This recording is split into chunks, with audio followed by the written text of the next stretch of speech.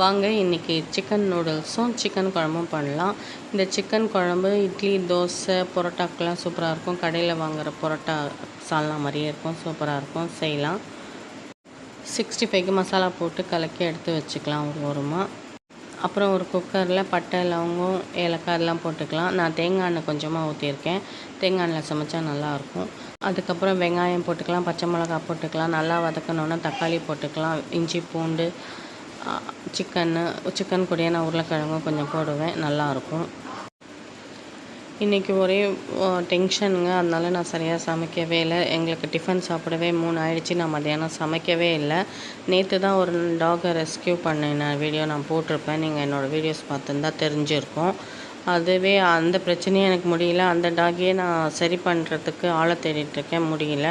அதுக்குள்ளே காலையில் பார்த்தேன்னா எங்கள் வீட்டு வாசலில் ஒரு 7 குட்டியை கொண்டு வந்து யாரோ போட்டு போயிட்டாங்க. கடைசியில் நான் இது நார்மல் யூடியூப்பு போயிட்டு டாக் ரெஸ்கியூ வீடியோ ஆகிடும் போல் இருக்குது. அப்புறம் அதுக்கும் யாருக்கோ ஃபோன் பண்ணி பார்த்தேன். அவங்களும் எந்த பதிலும் சொல்ல. அவங்களும் எங்கள் வீட்டில் தான் இருக்காங்க. இந்த டென்ஷனில் நான் என்ன சமைக்கிறேன், என்ன பண்ணுறேன்னே எனக்கு தெரியல. அதனால் சாப்பாடும் சரியாக பண்ணல, இருக்கிறத வச்சு சாப்பிட்டோங்க. நான் அந்த டாகோட டென்ஷனில் சரியாகவே வீடியோ எடுக்கலைங்க.